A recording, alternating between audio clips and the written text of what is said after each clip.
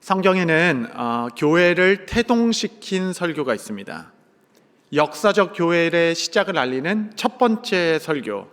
그 설교는 향후 주님 오실 때까지의 모든 메시지의 표준이 되는 거고, 복음 전파의 어떤 시작을 알리는 말씀이겠죠. 그건 사도행전 2장의 베드로의 설교였습니다. 성령을 받자마자 베드로가 그냥 뛰쳐나가서 거리에서 말씀을 선포하기 시작했고, 우리는 그 설교를 복음 설교라고 부릅니다. 복음 설교라고 부르는 그 조건이 좀 몇 개가 있는데, 그것은 크게 세 가지 정도라고만 볼 수 있어요. 복음 설교에 꼭 들어가는 내용 중에 하나는 너희가 죽인 그리스도가 살아나셨도다, 부활하셨도다, 부활의 메시지 들어있고, 그는 하늘로 승천하셨도다, 그가 하늘 보좌에 앉아 계시고, 그리고 세 번째는 그는 보좌 우편에서 지금 세상을 다스리신다. 이 세 가지가 이제 복음 설교에 공통적으로 나옵니다. 이제 사도행전의 설교가 이렇게 많게는 11편, 적게는 9편 나오는데, 그 중에 몇 개를 복음 설교로 이렇게 취합하고 있죠. 이런 설교학적인 이해가 있습니다. 이 설교가 교회를 태동하게 한 겁니다. 교회를 시작하게 한 겁니다. 스펄전 목사님이 이렇게 말씀하셨어요. 위대한 설교를 하려고 하지 말고 그 위대하신 분을 설교해라. 이게 아주 멋진 말씀입니다. 사실은 그냥 대단한 설교가 교회를 살릴 것 같지만, 잠깐의 그 마음의 유희와 감동은 있을지 모르겠지만, 정말 교회를 탄생하게 하고 교회를 움직이게 하며 교회가 뻗어나가게 하는 것은 위대한 분을 설교하기 시작할 때 일어나는 이 권능입니다. 이 나름대로 이 빌립보서를 연구하면 이 메커니즘도 있어요. 왜 그렇게 될 수밖에 없는지. 근데 이제 그거는 다음을 위해서 좀 아껴놓겠습니다. 이제 그리스도께서 행하신 일만 설교할 때에 당일에 3,000명이나 되는 신도들이 예수님을 믿고 부흥하는 서막이 열렸습니다. 사람의 구원에 이르는 능력은 결코 사람의 말이나 어떤 수사에 있는 것이 아니라 그리스도께서 어떤 일을 행하셨는가에 담겨 있다 하겠습니다. 그래서 신학을 좀 이렇게 잘 정립하는 것은 중요한데, 이 성경은 궁극적으로 우리가 해야 할 일에 관한 책인가, 아니면 하나님이 우리를 향해 하신 일에 관한 책인가, 우리가 해야 될 일에 대한 것인가, 그리스도께서 하신 일에 대한 것인가, 이러한 성경을 보는 시각에 따라 우리가 복음을 선포할 것인가, 아니면 또 다른 우리의 행동 강령을 이야기할 것인가에 대한 기준이 생기게 되죠. 기복주의는 분명히 사람의 관심을 끌지만 결국 사람의 삶을 변화시킬 수는 없습니다. 왜냐하면 삶이 변화된다는 뜻은 복에 대한 새로운 이해를 가진다는 뜻이에요. 시각이 바뀐다는 건데, 그 기복주의라는 세계관 안에서는 궁극적으로 우리의 삶이 큰 틀에서 변화받기는 어렵죠. 은사주의는 놀라운 것입니다. 은사란 기가 막힌 겁니다. 정말 이 은사는 정말 쉽게 따라잡을 수 없는 특별한 선물이라고 할 수 있는데, 은사는 좋은 거지만 은사주의가 되면 기독교를 이제 능력 종교로 만들어 버리게 됩니다. 능력 있는 사람만 대우받게 되는, 그러면 교회가 세상과 다른 게 무엇이겠습니까? 설교에는 유머가 좀 필요합니다. 다들 좀 피곤하니까. 하지만 유흥 설교는 안 되죠. 우리 만족, 우리 유흥을 위해서 이 자리에 이렇게 힘들게 온 게 아닙니다. 우리는 복음의 능력을 듣고 싶죠. 정말 그리스도가 생명되는 것을 믿고 모이는 자들입니다.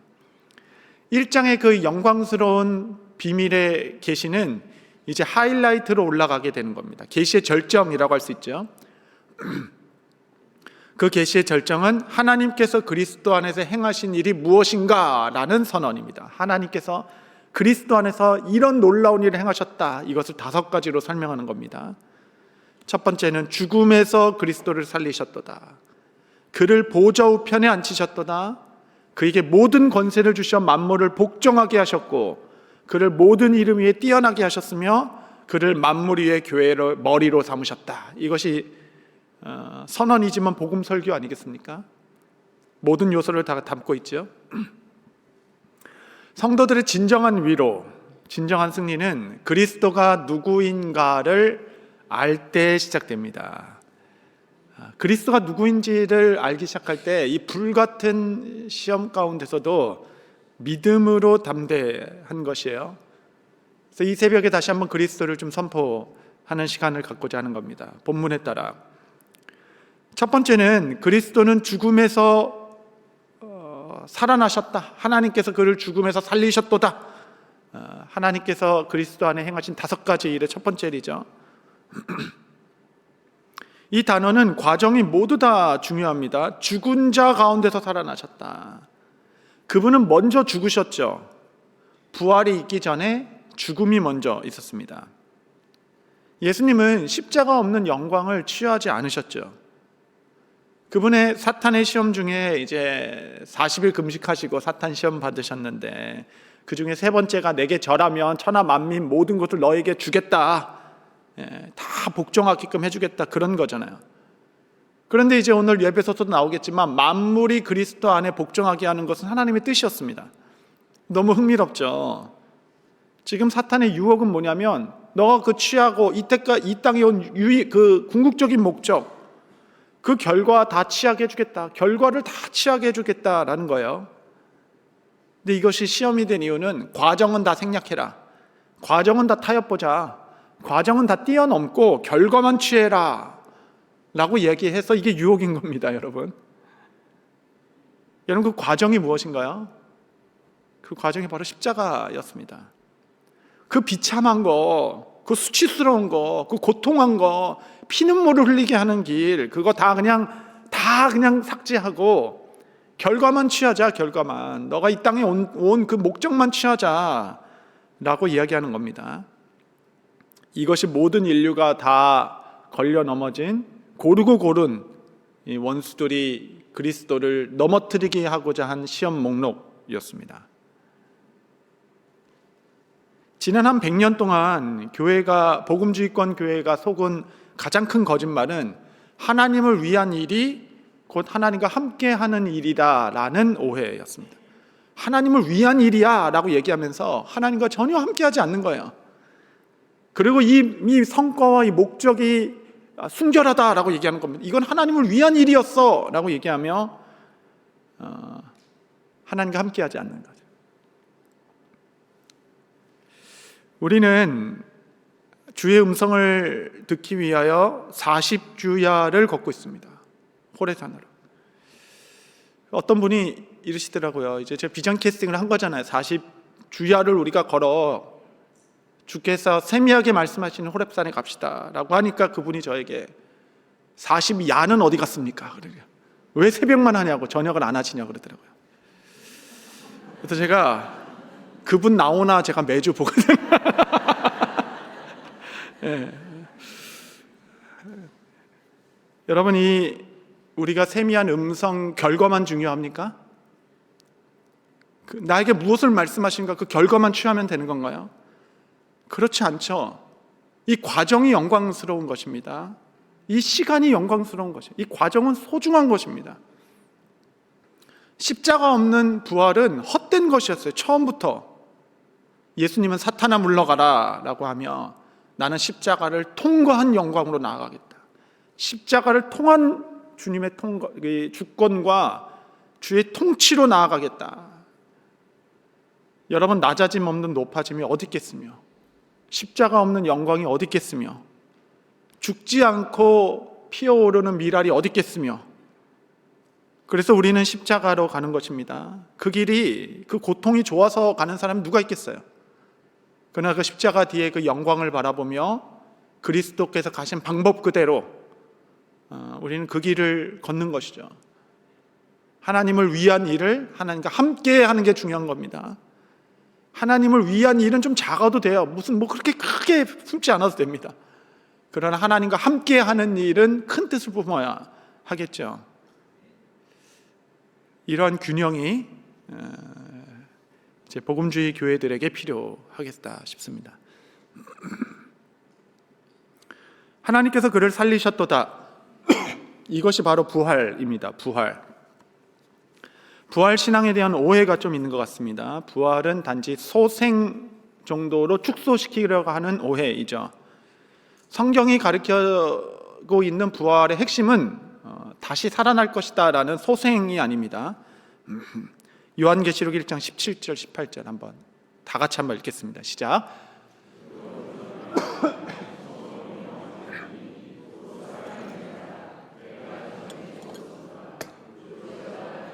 세세토록 살아있어 사망과 음부의 열쇠를 가졌노니. 이 부활의 강조점은 예수께서 살아계시다라는 것이죠. 살아계시다. 그러니까 우리도 살 것이다라는 것이 아니라 예수님은 지금도 살아계신 분이시다라는 강조가 바로 부활의 메시지이죠. 이 부활의 역사성을 증명하는 데 있어서 가장 중요한 근거 중에 하나는 제자들의 갑작스러운 변화입니다.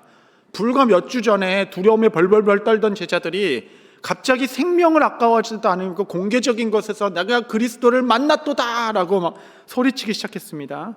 그의 대가는 순교였고 핏부림이었고 죽음이었음에도 불구하고 아무도 그를 말릴 수가 없었습니다. 이러한 갑작스러운 변화를 설명할 길이 없는 거예요. 고린도전서에 보면은 이러한 증인자가 500명이나 된다라고 얘기했습니다. 예수님이 500명에게 나타나셨다 그렇게 얘기하죠. 그 500명 중에 일부는 죽었고 여전히 살아있도다 이렇게 얘기합니다. 이 이야기를 했을 때 증인들은 허다한 증인들이 있었어요. 정말 그렇게 된 거야? 정말 예수님 진짜 만났어? 여러분, 단번에 500명이나 되는 증언을 똑같이 가질 수 있는 사람은 없을 것입니다.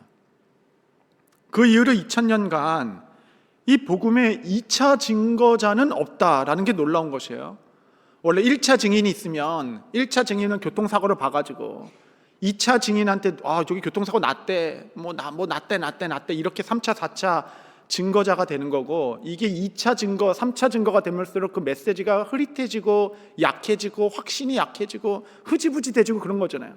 진짜 그렇게 났다고는 하는데 몰라. 이제 이게 정상인데 2000년이 지나기까지 단 한 명도 2차 증거자가 없다라는 게 교회가 증거입니다. 교회가 증거. 이 복음이라는 게 여러분 전해 들으면 아무 능력이 없어요. 전해 들으면 아무리 자녀들에게 예수님 아무리 얘기해도 그냥 남의 이야기처럼 들리게 되죠. 그러나 누구에게나 아브라함의 하나님이 곧 야곱의 하나님, 나의 하나님이 되는 순간이 있게 되는 겁니다. 내가 주를 만났다. 이 뜨거운 감동은 정말 이 초대교회 때 사도들의 감동에 뒤지지 않을 만큼 정말 주를 위해 살고 싶은 이 생생한 감동은 도대체 어디서 온다는 말씀입니까? 주께서 살아계시도다. 이것이 부활 메시지의 핵심입니다. 핵심. 우리는 2000년 전에 한 사람의 죽음을 기념하는 종교가 아닙니다.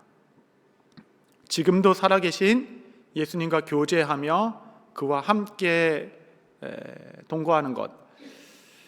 우리는 책에 있는 예수님을 지식으로 알아가는 공부하는 시간이 아닙니다. 살아계신 주님을 그의 은혜의 수단에 따라 만나기 시작하고 경험하기 시작하는 것. 결코 나를 떠나지 아니하고 나를 인도하시며. 한번 여러분 돌아온 평생을 생각해 보십시오. 10초만 잘못됐어도 정말 10초 상간에 내 목숨이 살고 죽고 하는 그 모든 순간에 돌아보면 정말 간담이 서늘할 정도의 많은 순간순간을 하나님께서 섭리로 보호하시고 인도하시어 여기까지 오시고, 마지막 순간 죽음을 맞이하는 순간까지도 강같은 평강, 용사와 같은 담대함으로 이 모든 상황을 이기게 하신 것. 그리스도가 살아계시다라는 믿음이 우리로 하여금 기도하게 합니다. 두 번째, 그 살아계신 분은 누구신가? 하나님은 그를 높여 우편에 앉아 계시고, 세 번째, 만물이 그 안에 복종하게 하셨다 이렇게 얘기하죠. 좋은 소식은 예수께서 살아나셨다로 끝나지 않습니다. 하나님께서 그를 지극히 높여주셔서 보좌 우편에 두시고 만국을 다스리는 권세를 그 아들에게 주셔서 모든 만유의 주로 삼아주셨습니다. 이 권세는, 이 보좌는 권세와 영광을 의미하는 것이겠죠. 요한계시록에 보면 그 아들에게 열쇠를 주셨다라고 얘기합니다. 기가 막히죠. 그는 열쇠, 만국의 만물의 열쇠를 가지신 분이라서 그가 열고 닫는 권세가 있어 그가 열면 닫을 자가 없고 그가 닫으면 열 자가 없다라고 얘기하는 인생의 열린 문으로 오신 주님. 부활의 능력 가운데 산다라는 것은 그분의 통치 아래에서 살고 있다라는 것입니다. 여러분 늘 기억하십시오. 이 믿음 때문에 우리는 기도의 자리를 떠날 수 없는 겁니다. 이 믿음이 있어서 그분은 여전히 살아계셔서 우리의 기도를 들으실 뿐만 아니라 그분은 권세가 있어서 세상을 통치하시는도다. 모든 사람이 뭐라 한다 하더라도 살아계시고 통치하시며 만국을 복종케 하시고 열쇠를 가지신 그리스도께 나의 삶을 상소에 올려드리며 나는 아뢰겠다. 나는 그리스도께만 아뢰겠다. 이러한 담대한 믿음을 가진 자가 바로 우리 기독교인들이라 하겠습니다. 하나님께서는 네 번째, 그를 모든 이름 위에 뛰어나게 하셨어요. 만국 위에 뛰어난 이름, 높은 이름.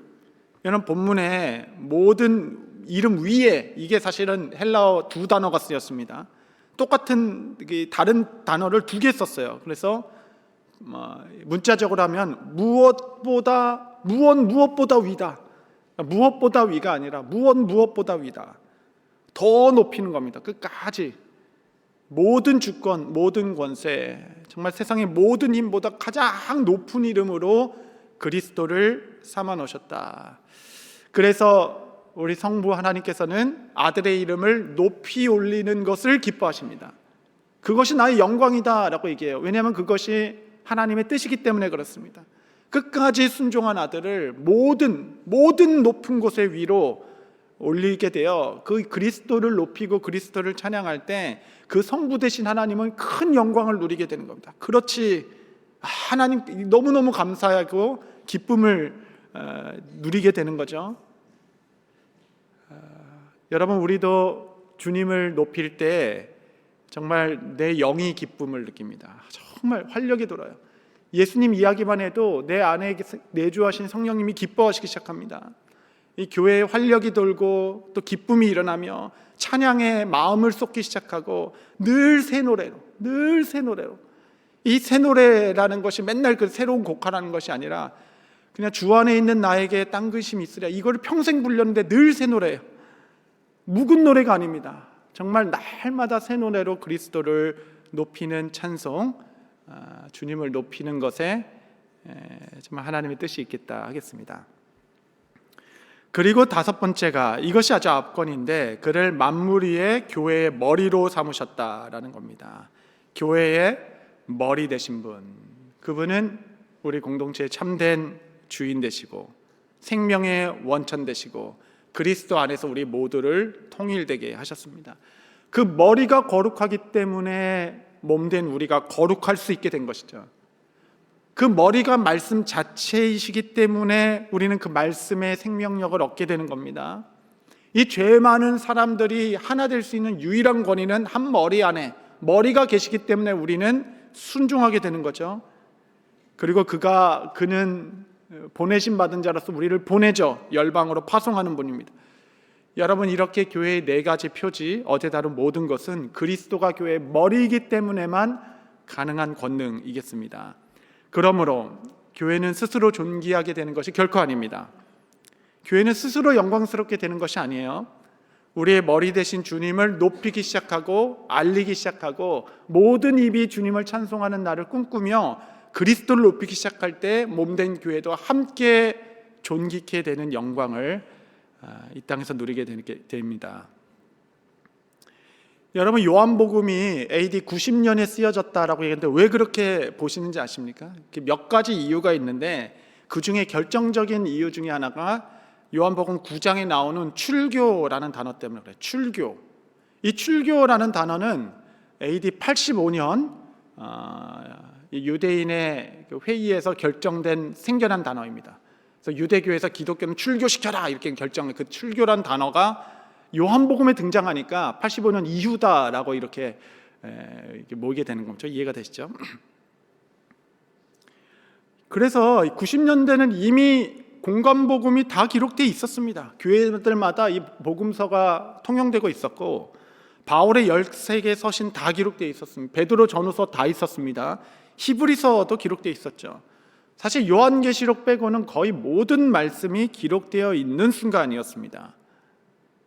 굳이 다른 복음을 또 쓸 필요가 있었을까? 요한이 이미 예수님이 승천 후 60년이 지난 후입니다. 예수님을 직접 만났던 세대는 이제 다 거의 죽었어요. 몇 명 안 남았겠죠. 그럼에도 이때 요한복음을 기록한 목적이 무엇인가? 요한복음의 92%가 공관복음과 다릅니다. 담고 있지 않은 자기가 알고 있는 이야기들을 더 기록하기 시작한 것이죠. 마지막이 목격한 마지막 사도의 마지막이니까 그 이후에는 사도는 없는 겁니다. 등장하지 않는 복음서의 내용들을 계속 추가하면서 이미 충분한 이 복음에 왜 요한복음을 더 쓰는 감동이 있었는가? 요한복음 20장에 그의 목적을 기록하고 있어요. 30절 31절 보면 예수께서 제자들 앞에서 이 책에 기록되지 아니한 다른 표적도 많이 행하셨으나 오직 이것을 기록함은 너희로 예수께서 하나님의 아들 그리스도이심을 믿게 하려 하며 또 너희로 믿고 그 이름을 힘입어 생명을 얻게 하려 함이니라. 다른 목적은 아무것도 없었어요. 교회가 한 세대 지나고 두 세대째를 맞이하고 있었습니다. 많은 사람들은 다 이제 순교하거나 죽게 된 마지막 때에 이 말씀을 한 번 더 적은 이유는 오직 그 예수께서 하나님의 아들 되심과 그를 믿음으로 그로부터 생명을 얻게 하려 함이다. 예수님을 전하고 싶어서. 예수님만 생명이다. 교회들이여, 모든 신자들이여, 예수가 하나님의 아들이고 그를 힘입어만 영생을 얻되 풍성히 얻을 수 있음을 마지막으로 더 알리고 싶어서 요한복음을 기록했다라고 성령의 감동 가운데 사도는 그의 마지막 사명을 감당하게 되는 것입니다. 성도 여러분, 교회는 이 그리스도를 전하는 것이에요. 그리스도를 높이는 것입니다. 그분만을 머리 삼아 모든 권위가 순복하는 것이고 그리스도 안에 그 생명이 있음을 만방에 알리는 것이 교회의 제1의 정체성이고 교회를 태동시킨 능력이고 교회를 이때까지 보존시킨 하나님의 은혜입니다. 우리가 향후 40년 무엇을 할 것인가? 마치 사도 요한의 마음처럼 예수가 하나님의 아들 곧 그리스도이심을 만방에 믿게 할 뿐만 아니라 그 믿음으로 그로 힘입어 생명을 얻되 또 풍성히 얻어 그리스도를 모든 것 위에 높이기 위하여 우리의 생명을 다하는 교회가 되는 것, 이것이 우리 교회가 이 땅에 존재하는 목적이 될 것입니다. 말씀을 정리하겠습니다. 여러분, 문제를 바라보지 마십시오. 나 자신도 바라보지 마십시오. 그곳에 어떤 소망도 능력도 심어놓지 않으셨습니다. 오직 눈을 들어 우리를 섬기는 그가 누구신가? 그는 십자가를 통하여 부활하시어 지금도 살아계시고 각 사람을 만나주실 뿐만 아니라 그는 보좌의 우편에 앉으사 열쇠를 가지시고 만물을 주의 섭리에 따라 통치하시는 분, 그분이 교회의 머리요 우리 인생의 주인 되십니다. 그분을 바라볼 때 여러분은 주님으로 충만하게 될 것이고 생명으로 충만하게 될 것입니다. 이 시간에 함께 찬송하시며 우리 주님을 높이며 나아가도록 하겠습니다.